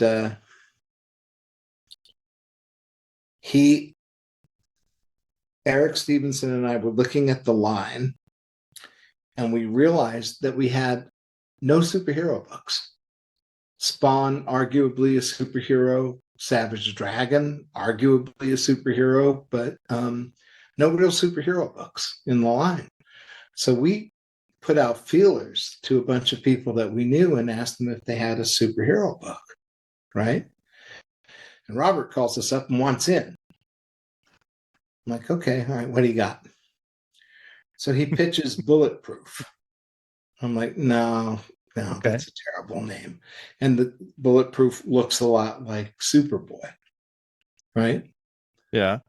I can't remember the exact time frames how these two things worked. I know Invincible was published after Walking Dead, but it was somewhere around there. He looks like the modern version of Superboy, the Carl Kiesel version, Carl Kiesel and Tom Grummett version. And he's called Bulletproof. And I'm like, yes. And so then he comes up, and this is what endeared Robert to me. Then he comes up, okay, how about Invincible? That's a great title. It's powerful. It tells you who he is. It's a fabulous title. We're going with Invincible. Yeah. Okay. So Invincible is tanking, right? Yeah. And Eric and I go in. Eric comes into my office. We call up Robert. Is there anything about Invincible coming up? Anything that you see that can give us a reason to push it? That'll, well, I got something coming up in issue number 25. Robert, you're not going to make it to 25. What is it? Well, we revealed that Invincible's dad is actually an agent for an alien invasion. That's brilliant. When can you do it? I don't know, issue 25. No, not issue 25. When's the fastest you can turn that in around? I guess issue 8. Do it in issue 8. He did it in issue 8. The book took off. Yeah. From there. Because it was brilliant, an absolutely brilliant idea. When he pitched Walking Dead, and he loves to tell this story, it was called Dawn of the Dead. And I was like, first place I told him, zombie books had never sold, which is true. They never had sold. So he pitches it at Dawn of the Dead. I said, Robert, there already is a Dawn of the Dead. You can't, no. Then he pitches at Planet of the Zombies. God, shoot me now. And then he comes back, how about The Walking Dead? That's great. That is just fabulous. Is this all in one session? Are you just like no? Bang, This bang, is bang, bang, days, back and forth. I told him, give me a hook. Give me a hook. Give me something that I can sell. Yeah. And he calls up Stevenson and goes, what does he mean by a hook? Just that. Give him something that we can latch onto and promote, that something beyond it's a zombie book. Now if Robert had told me it's a book about a father and his son escaping an impossible thing, I would have went, I love that. Because I'm really super close to my son. But he didn't. Instead, he told us that it was an alien invasion thing, and the aliens would cause people to. And so, I think 3 or 4 issues in, Eric calls Robert up and goes, "Where's the aliens?" And Robert starts laughing, and goes, "There are no aliens. I just said that to make you." So Eric comes in. You're right. He does love to tell that story. I'm going to react to it, and I just burst out laughing. I love this kid. He does love telling that story. And my favorite part about it is the one of the times that he told the story and somebody was cutting together video of it. And as he's telling the story, he's like, the suits wouldn't approve a zombie book. So I said aliens. And they cut to a scene of a bunch of people, business people sitting at a conference table. And I'm like, this is not comics. This is not comics at all. That wasn't us. That wasn't us. Not at all. And then I'm surprised he said that, but yeah, he says it for effect and for the laughs, but. Oh, sure. Yeah. Who could have heard this story. I mean, should have gone through this process with you was Bill Jemis, because he tried to do Dawn of the Dead and, didn't work out so well with him. That is a really lame transition into saying that I heard a story about you teaching Bill about the Comics Code Authority. Is that right? What happened was I went to New York, and so I dropped into the Marvel offices to visit Joe, whom I knew. And I'm sitting in this chair in Joe's office. And there's a bunch of stuff that happened at that meeting. Anyways, Jemis comes in, sits on the armrest of the couch that was in the office, and says, "We're thinking about dropping the Comics Code Authority." And I'm, great, that's great. And he goes, "Paul Levitz was sitting in that chair yesterday and said it was the worst idea we've ever had." And I said, "Well, that's the difference between DC and Image." I said, "I think it's a fabulous idea." And he goes, "Why?" And I said, "Well, do you know the history of the Comics Code?" "No." So I explained it to him that basically, and this is true, it was basically set up to destroy EC Comics. And if you look at the first version of the Comics Code, it's pretty darn easy to see. They wanted EC out. And it wasn't so much because it was because of the stuff that EC was doing. They were scared to death of EC. And EC was genuinely the very first underground comic. If you look at the text, you can see it very clearly. So Jemis turns to Joe and he goes, "Is that true?"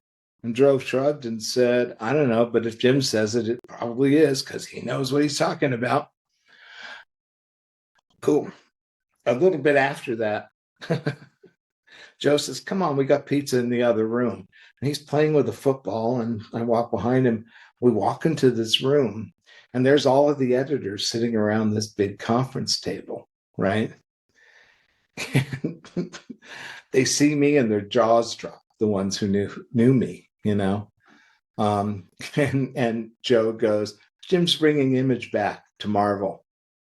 And Ralph Macchio looked like he was going to plot. Bobby Chase got this big grin on her face. "Hi, Jim, honey,"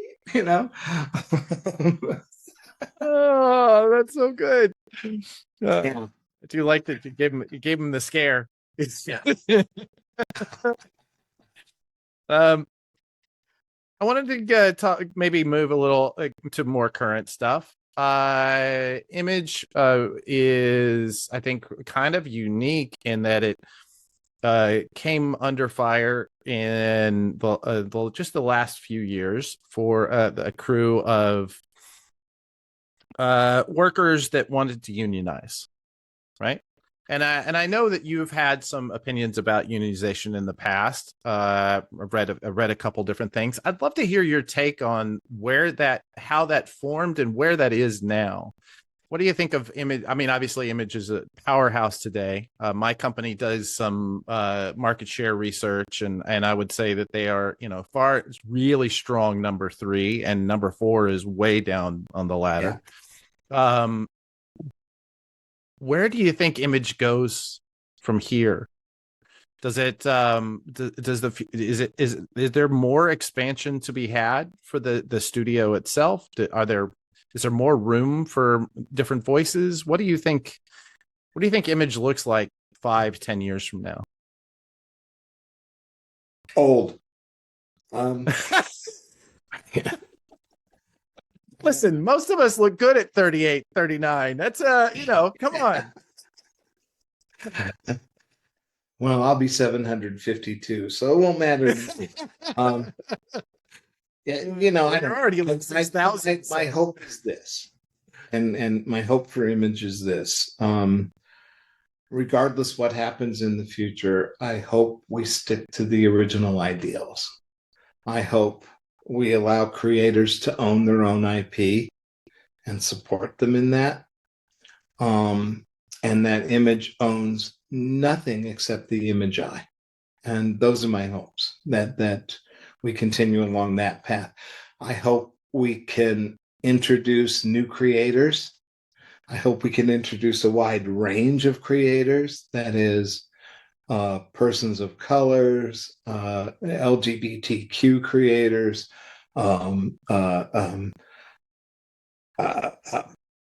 even some tall people, I think would be okay. Not a lot though. Not too many, but one or two, would be fine. So yeah, I just hope that we can.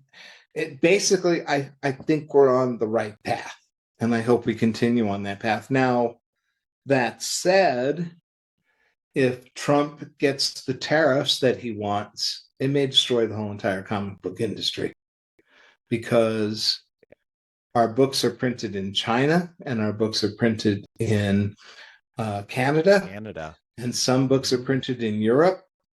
And unless you want to pay $8 for a floppy comic and $40 for just a small trade paperback, I think that future looks very dim.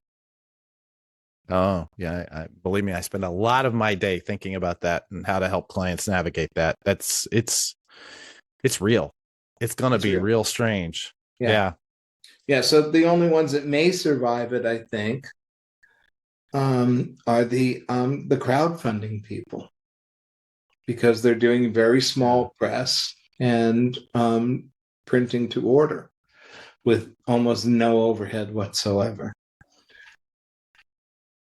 Is that where a 24-year-old Jimmy Valentino, is that where he is today? If he's like starting out, are you crowdfunding or?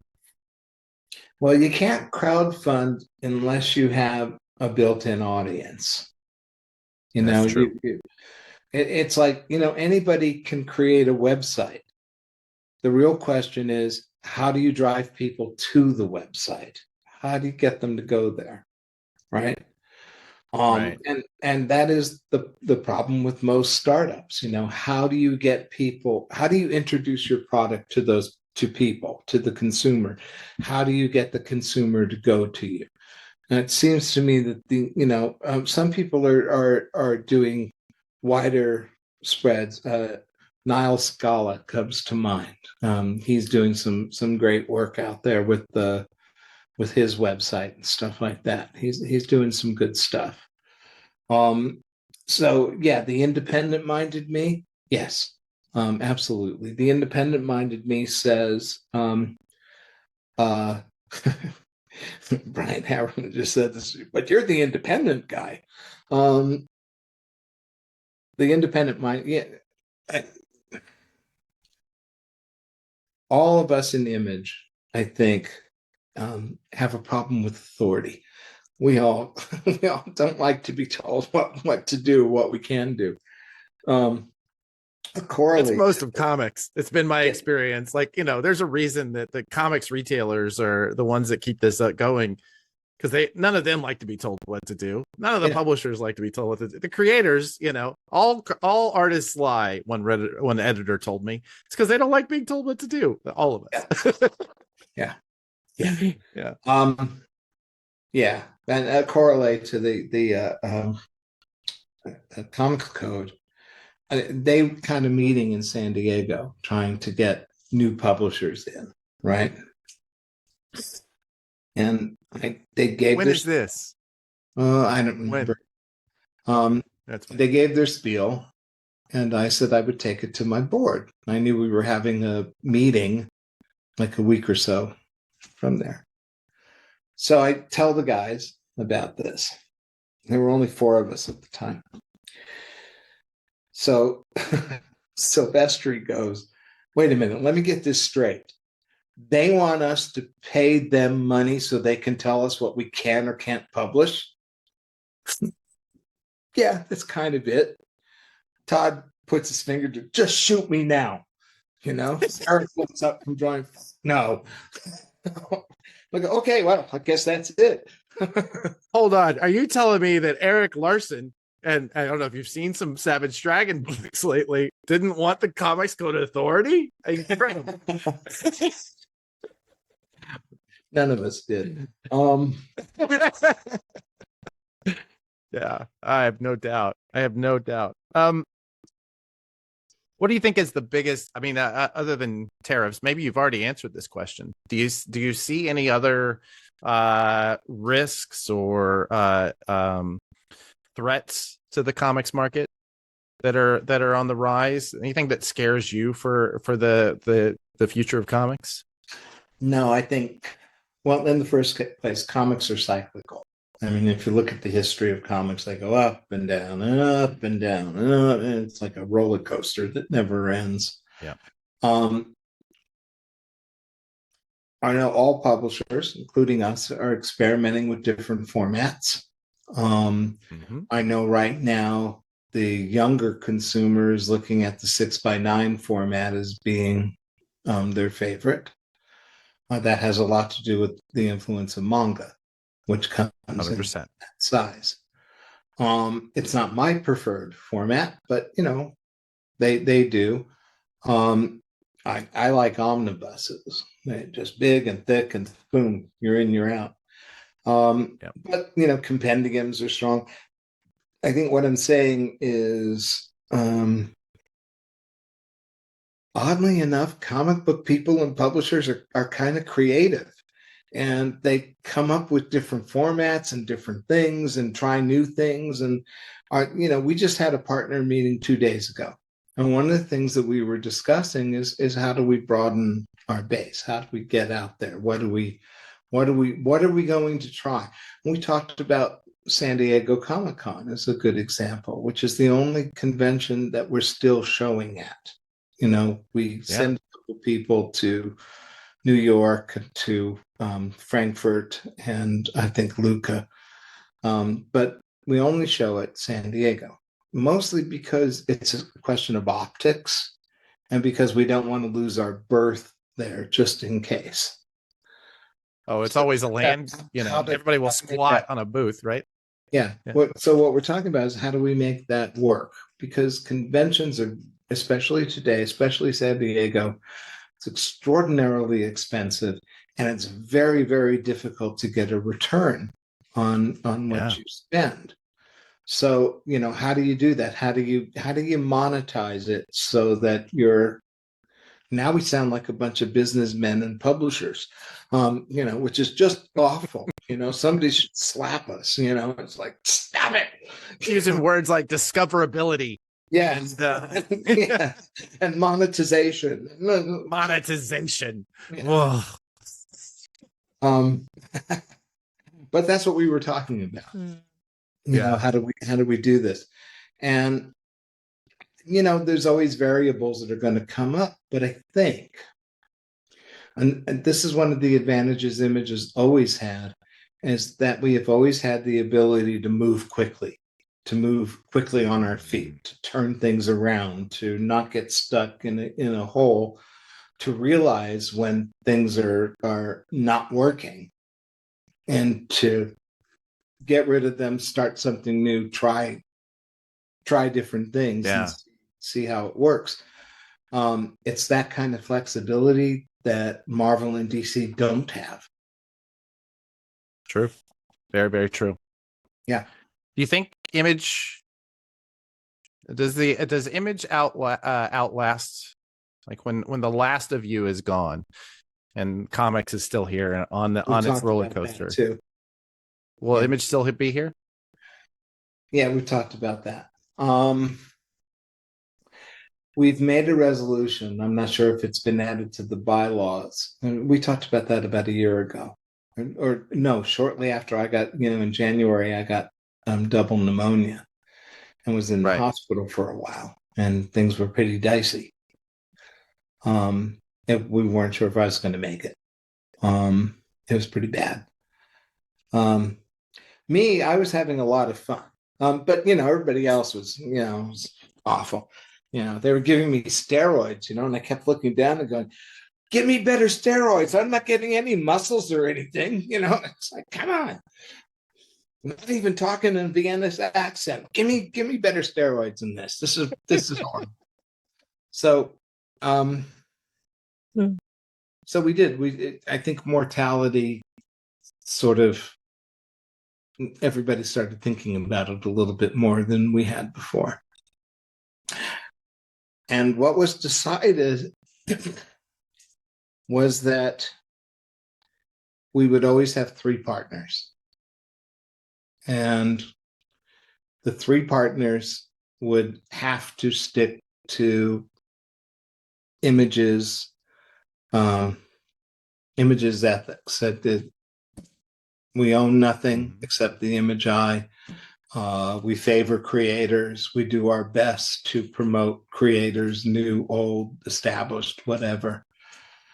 But there would always be 3 partners. So as partners died, we would not ever get it down to 1 partner or 2 or that kind of thing. That there would always have to be 3.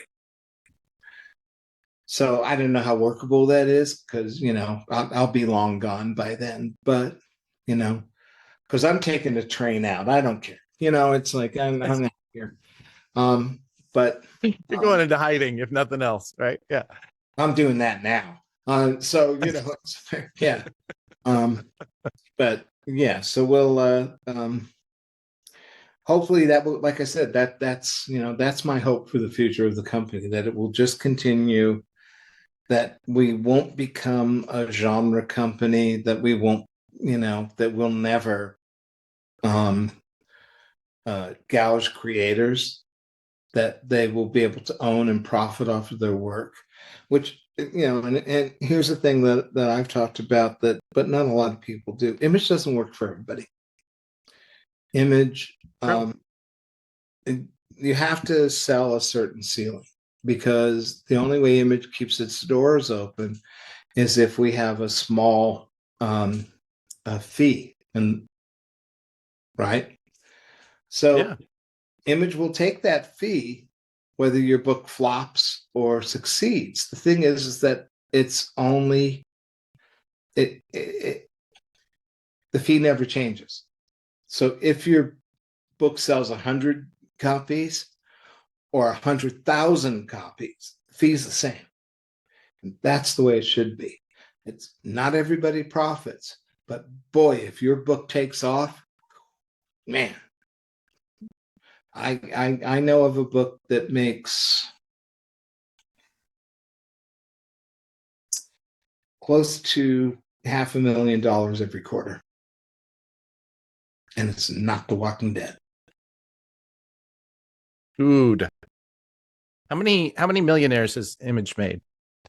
I don't know. Not me. I don't know. I'm just yeah. Wow. That is incredible. And the fee doesn't, I have so many questions about the fee structure now. I don't want to get into that, but I'm so fascinated by what you guys have built. It's a flat fee. It's a flat fee, a flat tax. And then when you go into trade paperbacks, it's a percentage, but again, a very small percentage.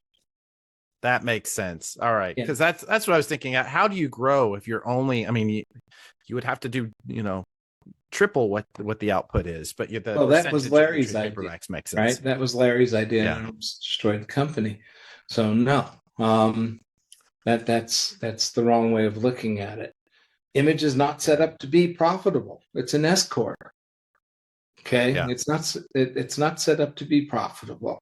It's set up to publish comics. That's what it's not set up to make the partners rich, to make the shareholders rich. Wasn't our goal. No. But you have to, I mean, there has to be enough revenue that you're growing enough that, like, you know, when you suddenly need, I mean, you didn't need a social media manager when you started. Now you need a social media manager. You have to have something that is paying those people, right? That's my point. And that, yeah. Sure, but when those revenue streams start disappearing, well, then those people get knocked off by importance of what they bring to the company, just like every other company. Yeah, you know, true. in that sense, Very it's true. no different. You know, the only way it's really different. And when we left Marvel, they told us we were just a bunch of stupid artists that we would never make it. And our response was, well, yeah, but we're just stupid enough to try. It's like, you know, the company was never, ever structured, and I hope it never is structured to profit the partners, the shareholders. That's not what it's about. It's about, and you know, I mean, I can't speak to the others for their reasons. But like I said, I knew Jack Kirby, I knew Jerry Siegel, I knew these people, and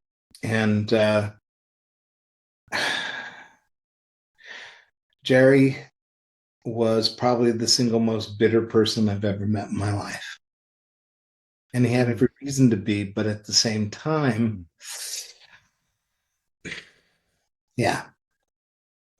And it's not that he never profited off Superman. He did, you know, and his family did. It's just nowhere near what he should have.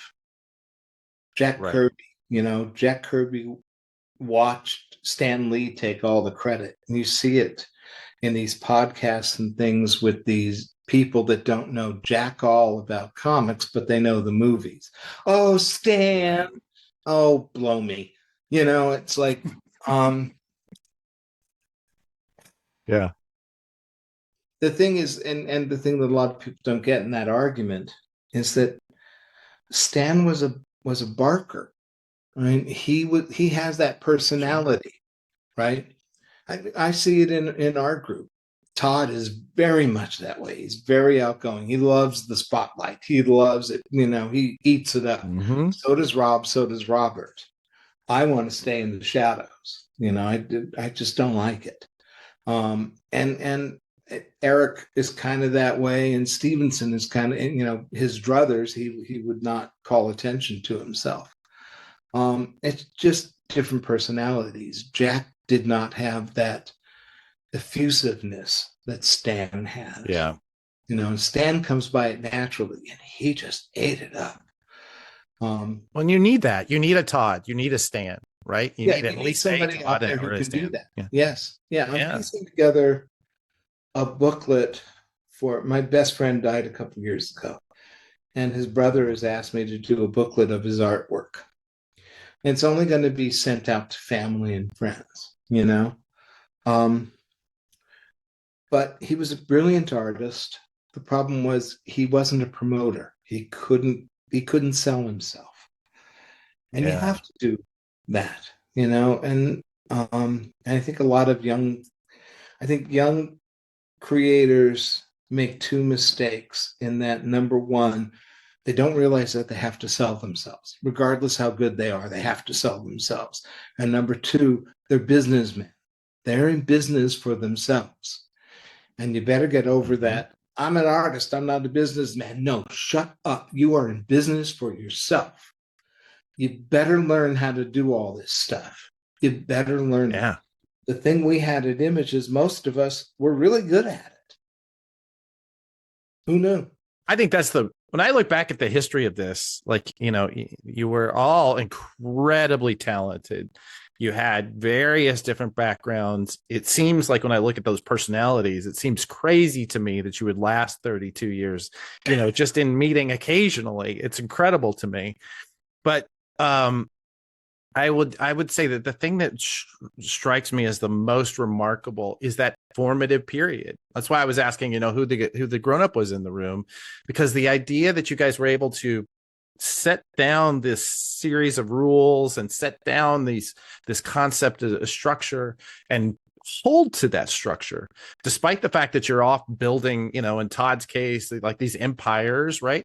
Or, or in Eric's case, just like sitting and really focusing on one thing, getting that one book right every single month. Like there's so many different personalities, and yet you guys built a structure that is just continued to grow. That's so remarkable. I think because we pledged not to get in one another's way. And I think that has a lot to do with it. So now it's different now, 30 plus years on. But Sure. when we came together, it was always a sense of brinksmanship. We're always pushing everything right to the edge of the cliff, Sure. And then we pull it back because we realized how fragile the partnership is. And we made each other laugh. I mean, that I think is the biggest key. Early on, we used to say that we could barely stand to be in the same room, together. Yeah. That was bullshit. All we did was make each other laugh hysterically, and Yeah. arguments, sure. And, there were arguments, that, I think I've seen everybody lose their temper. Okay. I've seen everybody Sure. at somebody else or at everybody. But I've also seen every single one of us just crack each other up. Larry, when the whole distribution war was happening, right? Yeah. Well, you're going to have to make like 3 podcasts out of this. Oh no, I am into the long form. I will keep going as long as you are, because I'm ready to talk about distribution. When the distribution deal was going on, Larry said, he told the Diamond guys. I'm not sure if he told the other guys. Capital City. Capital City. Yeah. He told the Diamond guys, he said, this is going to be the weirdest meeting you have ever held. He said, they're going to walk in, all of them. They're going to sit down. They're going to pull out their pages and they're going to start working. That's the way it starts. He said, and then he said, the first thing you're going to get is you're going to get the 2 Jims coming at you at either side. He said, Jim Lee's going to want to know all about the money and the percentages and the blah, blah, blah, blah, blah. Jim Valentino's going to want to know, how are you screwing them? So the 2 of them are going to just blast you. He goes, and then they're going to sit down. And then Todd takes over. And Todd's going to reach the riot act. He may actually get up on the table and walk back and forth while he's reading the riot act to you. Somewhere along the line, it says Mark will hardly say anything at all, but somewhere along the line, Larson will lift his head up from his drawing bed. All this time you think he hasn't been listening. He'll say something salient that's incredibly funny, and the rest of them will fall off their chairs laughing. And that's pretty much what happened. Oh, like God, that. I But would the pay. Capital City I would meeting- pay everything I own for a recording of that. Just that. Oh man! For that to have been on film. Oh Jesus! The Capital City meeting went differently in that we had told. I think it's old news now, but we had said that we wanted brokerage. That was the killer thing. And Capital City wouldn't give it to us. Worse, Capital City, Milton, pretty much attacked Todd. Bad. He did not read the room real well. Because what Larry used to say is that when we were attacked, he said, "You guys circle the wagons." He goes, "It doesn't matter which one of you is attacked, you circle the wagons, and nobody gets through. Nothing gets through." So for guys who couldn't stand to be in the same room, that was really the way it was. I just love the idea that you guys walk in on a conference room and just slap your pages down and keep working while that's going Oh, on. Steve Jeppy, when we were at the Diamond one, we did that. Steve Jeppy, he was sitting at the head of the table. He comes Yeah. around the table and looks over our shoulders and says stuff. And Larry's thing was, "They're making me money. They're making me money." I have no doubt. I have no doubt. If you had to pick a, do you have any predictions about how the current distribution shakeup is going, like where it lands? It's too Do you have early. any? It's too Yeah, early. It's too early to tell. And it could go back. No, I don't think it will. I don't think it'll go back to a system where there's like 10 or 15 different distributors. I think that's too, I don't think that works anymore. But it's just too early to tell. yeah.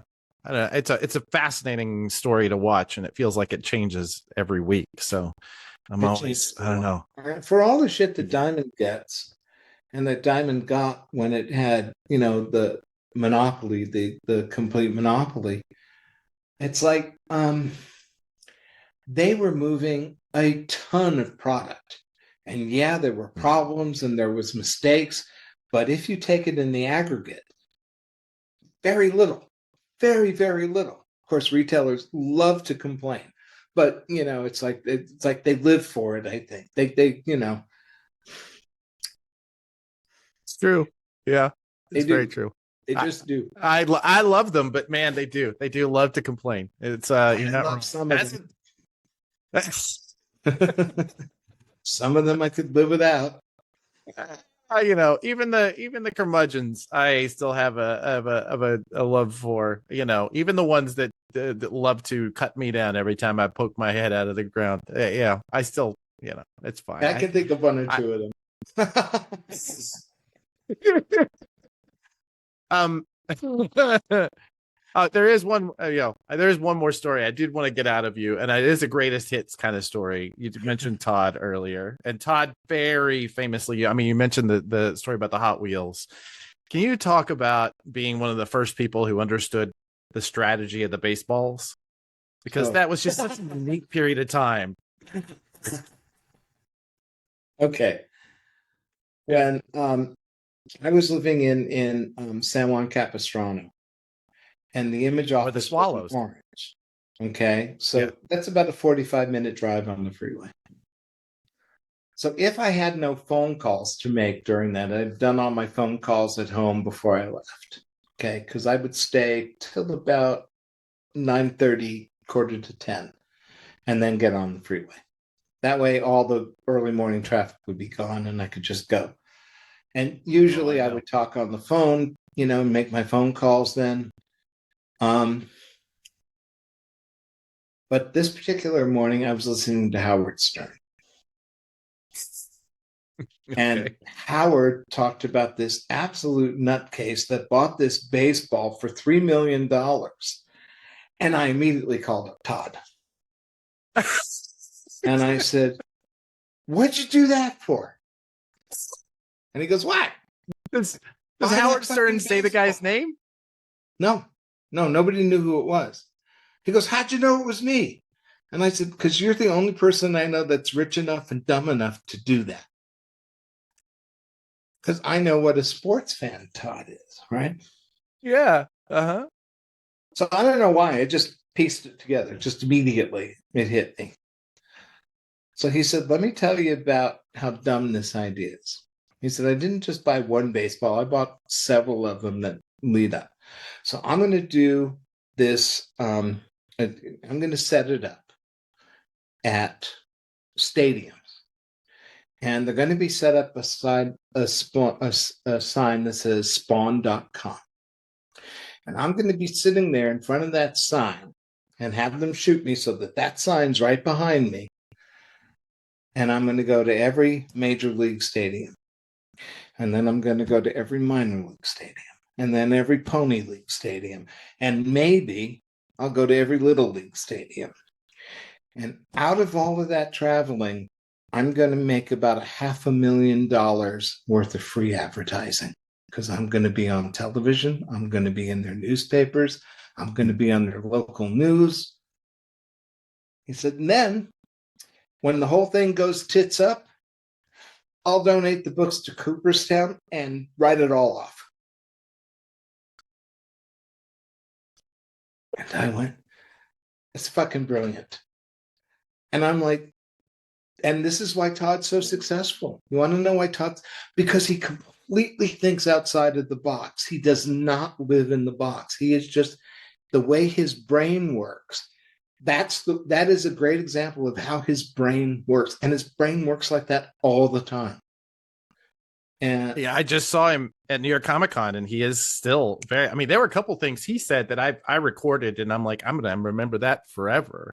yeah, But didn't he was doing a lot of networking though too, right? So he's out on the out at all of these stadiums. He has to be meeting these teams, and he's got a toy line that he's making those, right?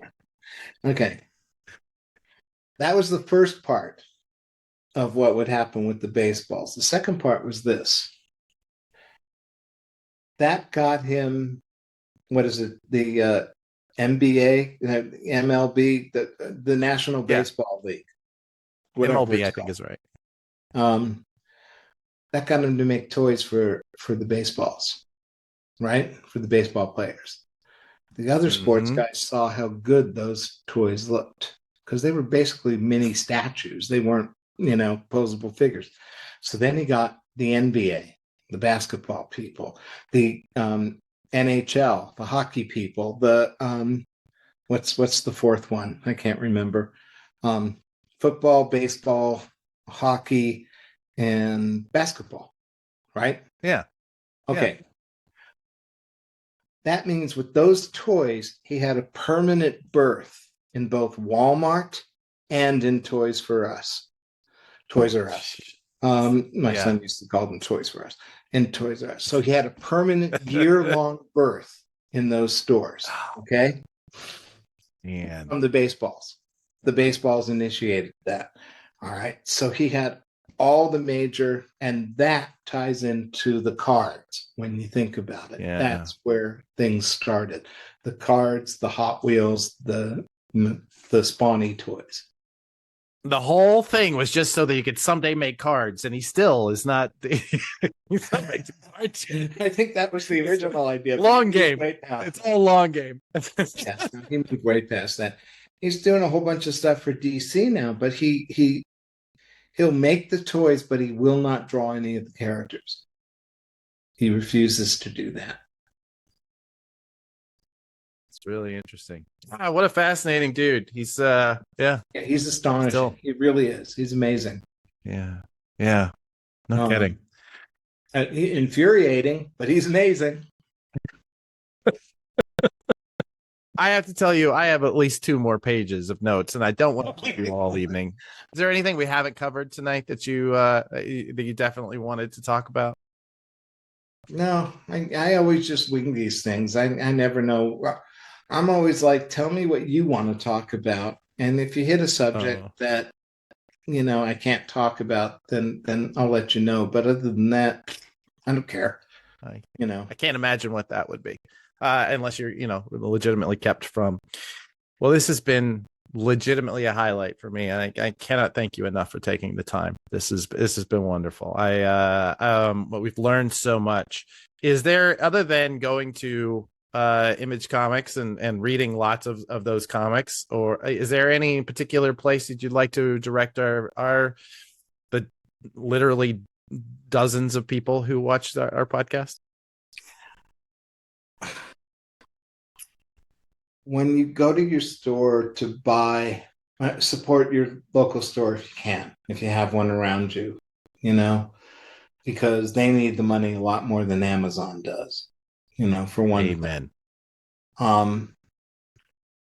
If you can, and I don't buy too many of them, I got to admit. Then again, I only go into a store like every 6 months. And I live in Portland, Oregon, and we are ugly with great stores. I mean, we have got incredible stores. And I have a favorite that I go into about every 6 months. And I find very little that interests me. But I'm 72 years old. So, and I've been reading comics since I'm 4. So it's like they're not for me anymore. They're just not for me. Yeah. Um, right now I just bought a omnibus of Marvel July 1963. And it's like I'm enjoying the hell out of that. But I bet. and as they say, that's my jam. That's what I grew up with, and I love that stuff. But if you can, look at the independent section. Look at what newer people are doing. Look at what people who are doing off the grid, right? And get your Marvel and DC fix or your Image fix or whatever, but take a look at something that's not genre, and that would include Image, Dark Horse, Boom, whomever. And I'm a very non-competitive person. So while I would like people to come to Image and be at Image, I'm perfectly okay if a creator feels more comfortable at Boom or anywhere. I try to stay friendly with everybody because who cares at the end of the day? It's like, you know, um, but try to look at something different. If you buy one non-genre independent book a month, well, then you should be doing it at least a week. Buy one non-genre independent kind of book a week, and it doesn't have to be necessarily a quote unquote independent publisher. It can be Dark Horse, it can be Boom, it can be anything like that. I guess what I'm saying is a non-superhero book. Buy a book that isn't a superhero book. Just one a week, just whenever you go, once every 2 weeks, whenever you go. Look around. There are interesting stuff. There's interesting stuff out there by new creators. And, support them. They need it. It's like the difference between your bookstore and Amazon. If you have lucky enough to have a local comic book shop, support them, because Amen. most of them are living on a shoestring. These are not people that are living large, by and large. They're existing on a shoestring. And tell them what you like. I used to have, when I first moved to San Diego, the Comic Kingdom was the store, and Jack Dickens ran it at the time, and he would notice what you bought and suggest a book. And he'd say, pay for this book now. He did me with Cerebus, and I wound up working for Aardvark Vanaheim. But he said, I know you like underground comics, and I know you like mainstream comics. Try this. It's pay for it, bring it home, read it, bring it back in sellable condition if you don't like it, and I'll refund your money. That's a great thing for stores to do, but talk to your retailer, tell them, except for those a-holes that make fun of what you buy, those guys. Yeah, don't talk to those guys. Yeah, don't talk. They're telling you they shouldn't. Yeah. Can I tell you? Just tell the store. Yeah, 100%, 100%. It's like what? I actually did that as a retailer. I hand sold. I loved Walking Dead. And I used that little essay that Robert wrote about being in a survivalist adventure as the pitch for that book, over and over and over again. And I gave them that money back guarantee. This is the first book I'd ever given a money back guarantee on. And I think I got 3 back. And they were like, nah, that's not for me. But man, I think back on all the, probably 100 copies of that I sold at cover price. Cover price, Jim. Perfectly legitimate to say, no, it's not for me. That's perfectly okay. Yeah. What I used to do, I worked in a store in Colorado part-time. And the reason the guy hired me for the store is some guy came in, wanted to know about a character and where he could get it. And I pointed him to the character's appearances. Mm-hmm. And the guy who owned the store said, hey, you want a job? And I said, I've already got a job. He said, I'll work weekends, work nights, do, whatever, okay, sure. What the hell? I got all my comics for free. But somebody would come in, and Walking Dead is a great example, although, obviously I wasn't working there when The Walking Dead came out. But I would say, if you like this, try this. So in The Walking Dead's case, if you like The Walking Dead, try Stray Bullets. Not the same thing, but in the same zip code. Try Sin City. Not the same thing, but it's in the same zip code. Yeah, it's easy to do. Not enough retailers do it, unfortunately. But the ones that do, they're great. They're the ones that win, and they're the ones you should support. Absolutely. I was going back to something you said. I think if you have just a limited amount of money to spend and you buy an independent comic from an independent retailer, you're making so much bigger a difference in the world than if you spend that same money on something corporate. So yeah, I am realizing that I have a battery issue. So if I don't wrap this up, I'm going to end up shutting down. So we're going to have to, if we have more, we're going to have to talk more, because every time you tell a story, you make me want to ask you about 3 things you just said. So this has been so good, Jim. Thank you so much. And thank you to everybody who helped us put this together. Everyone who sent in questions. It's been a lot of these I cannot take credit for. So, okay. And next time we'll take a little more time trying to figure out how to use your other thing. Well, who knows if we still don't know if we're going to be able to edit this together, but if not, and if it's just an audience of me and Joe who's been watching, I think we both have gotten a kick out of it. So thank you, buddy. Okay. I really appreciate it. My name has been Adam Freeman. All right. It still is Adam Freeman. This has been JIM Valentino. You're watching Comic Industry Insiders. You can find us Prana Direct Market Solutions on lots of different socials. You should watch this on YouTube. You should like and subscribe. I think that would be nice. Like and subscribe. There you go.